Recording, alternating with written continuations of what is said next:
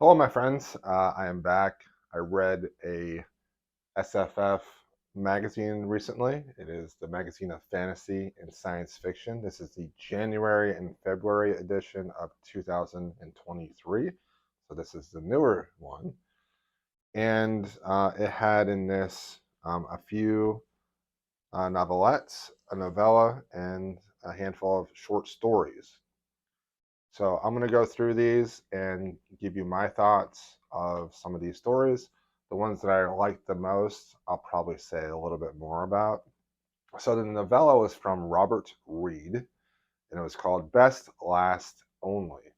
And it was a very high brain functioning novella, like deep science fiction, where there is this alien race that are like pterodactyls that come from two worlds that are like devouring each other, and that being goes to this great ship that is traversing the universe, and it becomes involved with this couple who are basically immortal. They have changed their biochemistry and their body to be immortal and to live these really long lives. And it was a slog. It was tough to get through. These type of science fiction stories are difficult for me because they don't focus on the plot or the characters as much. They focus on the world building and the science and the weirdness of it, and wasn't a big fan. Tegan Moore wrote a novelette called A Creation of Birds. It's about somebody that dies and goes to the afterlife where they then can see and view parts of their own life and meet other people in this world. Each person has like a familiar type being that helps guide them along their way. Uh, in this world, somebody disappears, so there was a little bit of a mystery element. This story was written really well, very lyrical and poetic. I've read a few Tegan Moore things in the past, and I feel like I've always liked them. However, this one, like the other story, the plot just kind of fell away from me a little bit, and it was hard to focus on this one. Even though it read beautifully, I just didn't really know what Tegan Moore was trying to say or what actually conspired during the story. Another novelette is from Prashant Sarvasa, an Indian writer. It's called Floating on the Stream That Brings from the Fount. Floating on the Stream That Brings from the Fount. This was an Indian inspired science fiction story, and I liked this one. It was about this captain of a ship, and they were against the empire that they are a part of. And they find out that there is a library on the edges of the universe where they can get stories to feed the empire machine that devours stories in order for it to run, which I thought was a very interesting concept. But this pilot, this captain, wants to keep the stories for themselves. And what's interesting is they hire this other individual who is kind of like a rebel, but the people don't know about that. And so it is a story about this crew of people that really don't trust each other, that have very different personalities, going out to the far reaches of space, trying to get there. And some of them want to bring the stories back to the empire, and others want to keep the stories for themselves. And I thought it was fascinating. I thought it was interesting. And another one that I liked was from David D. Levine.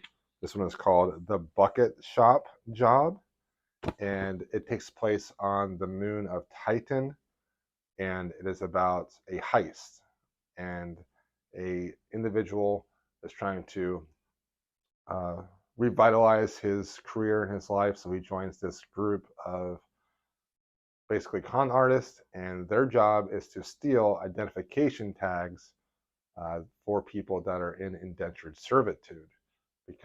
mainly because they're worth a lot of money, not because of any like moralistic issues. Um, and I thought it was interesting. I thought it was a fun story that kept my interest, and it wasn't too complicated.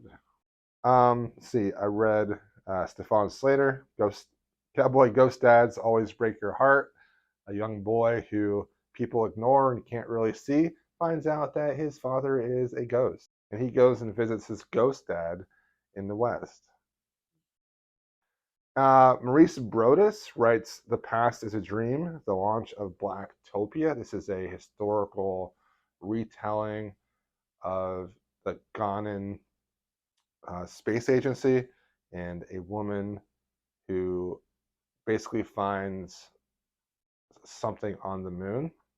I don't want to give too much away. It's told in this really interesting documentary style where different people are talking about her and her life. And I enjoyed that part of it. I thought that one was good.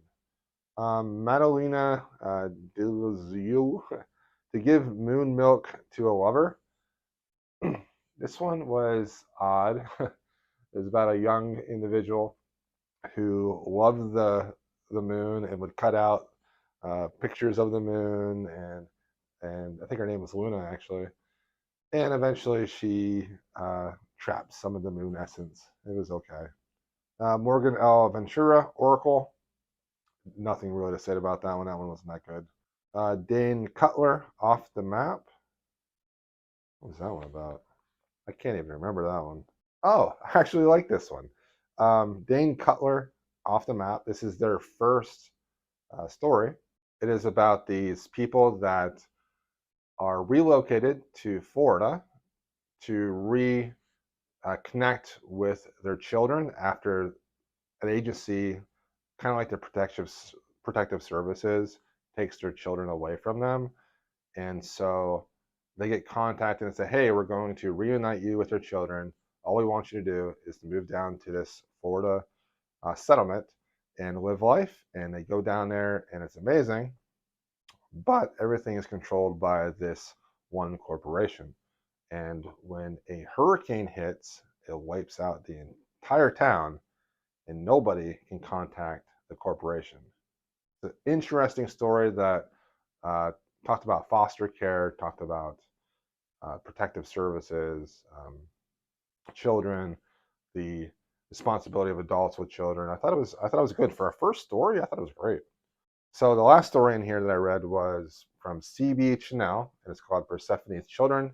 It is a retelling of Persephone with her children Dionysus and Melone. I don't know if I'm pronouncing that right, but I struggled with this one a little bit. I'm not a huge Greek mythology retell person, so basically they go and meet with Dionysus, and they get tricked, and he tries to pull some shady things, and Melanone uses her cool shade magic to get them out of the situation. So that is all for the January and February issue of the Magazine of Science, or I always missay the name, the Magazine of Fantasy and Science Fiction. So I would recommend the novelettes were good. The Tegan Moore, the Prashant Sarvista, David D. Devine, the Maurice Brodus, and the Dane Cutler stories. Those were my favorite. I would probably give the overall issue maybe like a 2.5, unfortunately, because some of them were good, not amazing, and then the others were not great at all. All right, that is that review.